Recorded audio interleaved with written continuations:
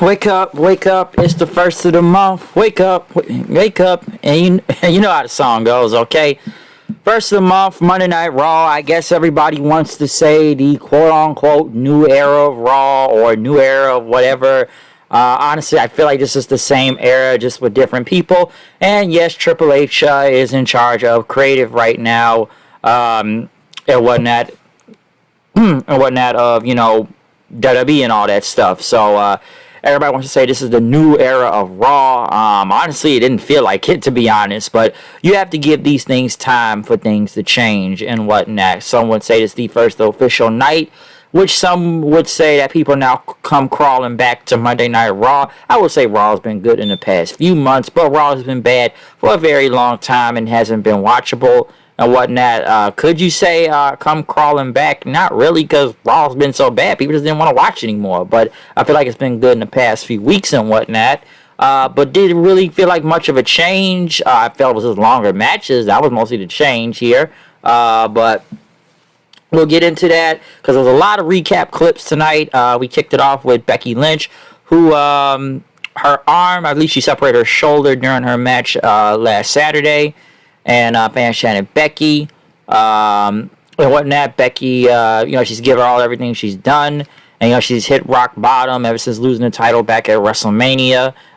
Becky said, she finally remembered who the hell she was at SummerSlam and whatnot, and she said she was better than she was yesterday, and she separated her shoulder, but she gave it everything she had out there. And, she gritted her teeth through all those painful moments of her career. And basically, she had realized how much reality she was separated from. And, she basically talked about the greatness of the women's division and stuff.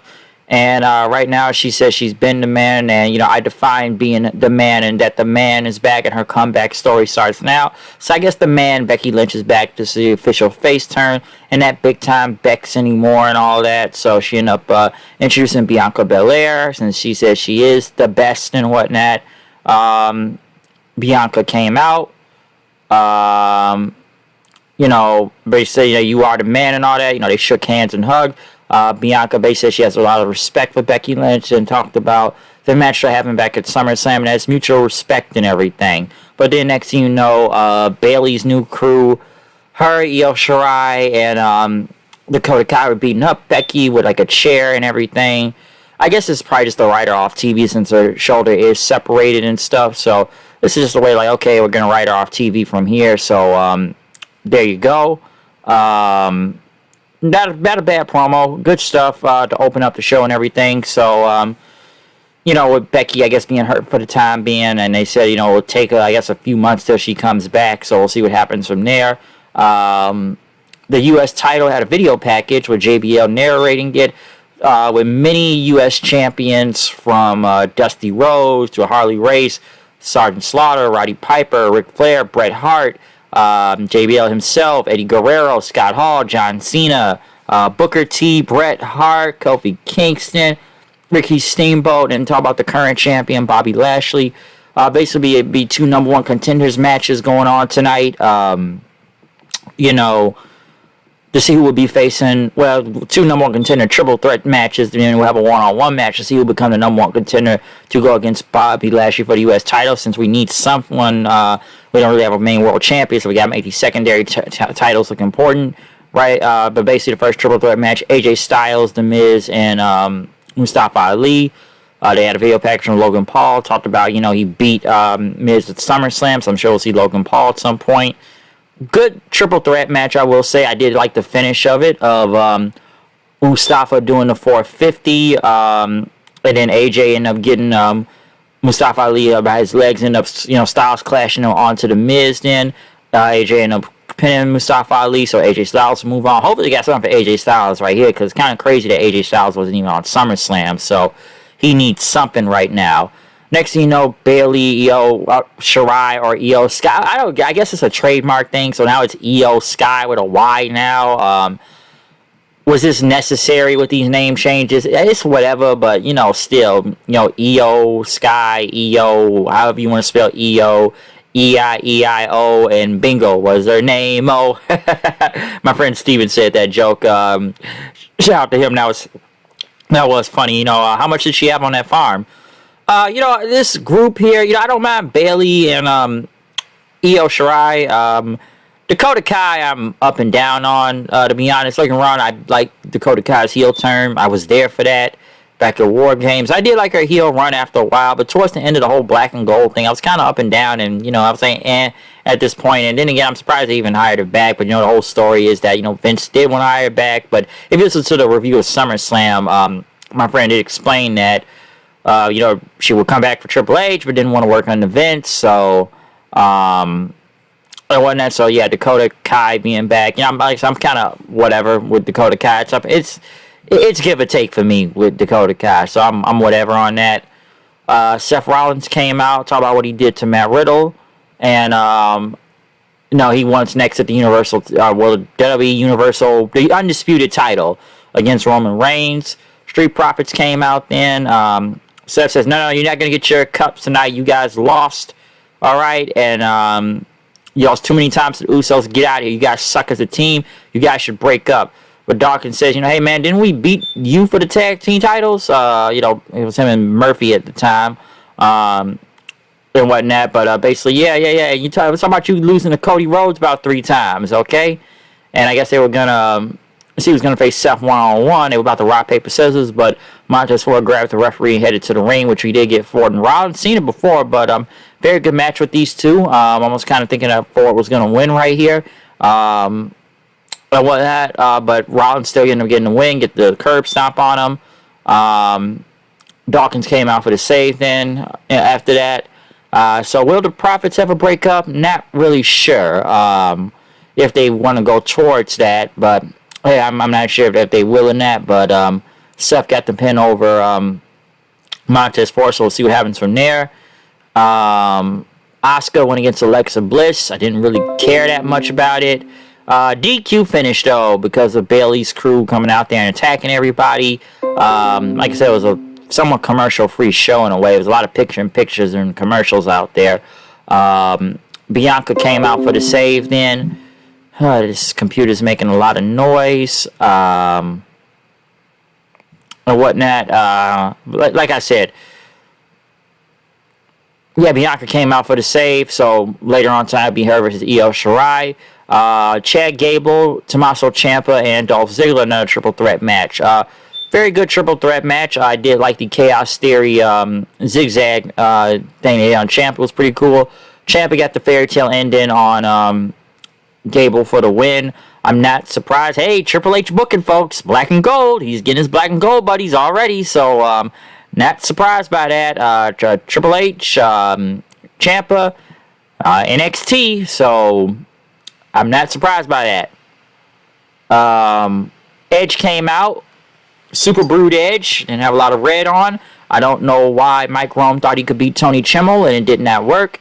But Edge talked about, he got his old music back, which I swear even my friend said he had new music for the past 3 weeks. So, will I go back to being the old Edge again? I'm not sure. But he says he's been a bit of an asshole the last few months. But now he can go get what they want. And now, he wants to take out Judgment Day. He tried to help them and everything. But, he wants payback on all 3 of them. And Balor pulled one over him, but now he's going to kill what he's created. Honestly, I wish they would have kept Edge as the leader. I was iffy on it, but I'd rather have had Edge than Finn Balor being the leader. At this point, I'm kind of like a lot of people now saying they damn near become somewhat of a job squad all the way, but I don't think they buy Finn into being the leader of this whole thing. It was better with Edge. I know it took some time to get through it. I don't know I've called him it was like another version of Undertaker or the Ministry and whatnot, but I was somewhat digging it at the same time, though. It was like they put Finn in it as just kind of whatever, and they're feuding with the Mysterios now and trying to keep kidnapping Dominic and stuff, or Ripley beating up Dominic all the time. That wasn't that, but yeah, I guess the old Edge is back. But the whole Radar Superstar Edge, I guess this isn't Super Brood Edge or Dark Edge. I rather have the Dark Edge. Like I said, I was cool with the Dark Edge though. Like I said, I was kind of somewhat digging into Judgment Day, but I guess once the whole rumor about the supernatural thing came in, he didn't want part of it. Next, Bianca Belair went against Io Shirai, Sky, Io, however they spell Io. Very good match, but ended up in a no DQ because, Asuka and Bliss came out. Everybody started brawling with each other, and security ran out there then, and referees and stuff. So, yeah, nobody could lose here. One, Bianca's the champion, and then again, Io's in this new heel faction, so they don't want to have them lose straight up and whatnot. So, DQ finish, folks. DQ finish. Feel like the old Raw already.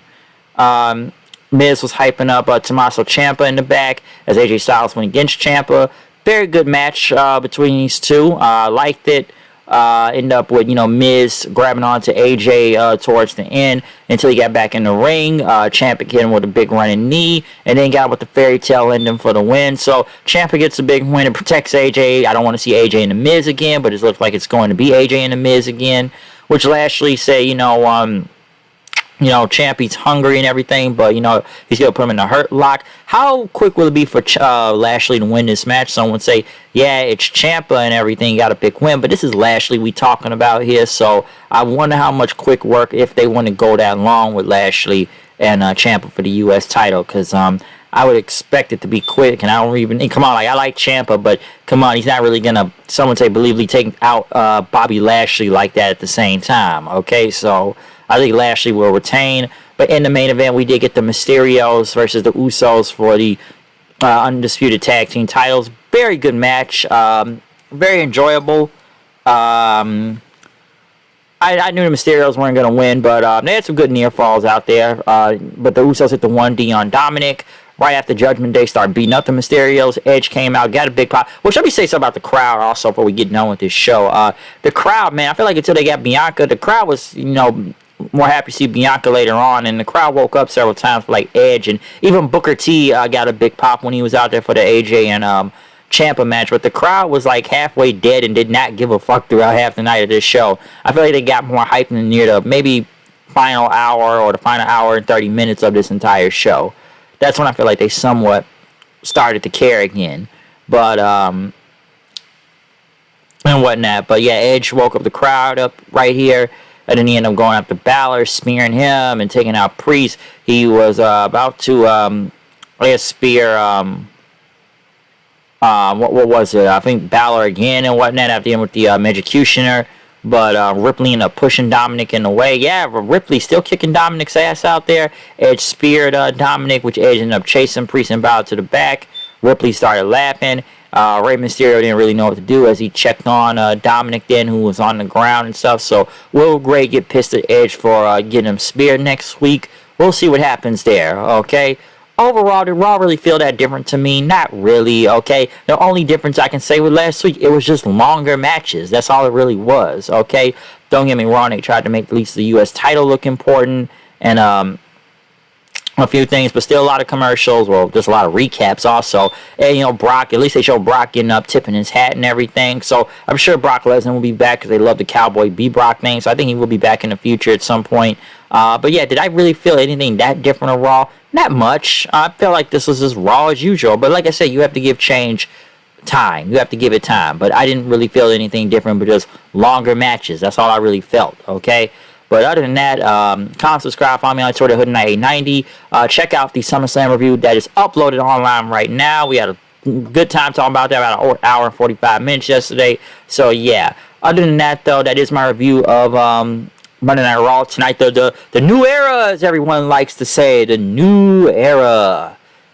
Didn't really feel like it. It felt like same shit, different day. But, other than that, I'm out here. I'm going to go check out the rest of this Ric Flair event because I did not see the rest of the show. And I want to see the match firsthand myself, okay? So I'm out of here. See you guys then. Peace.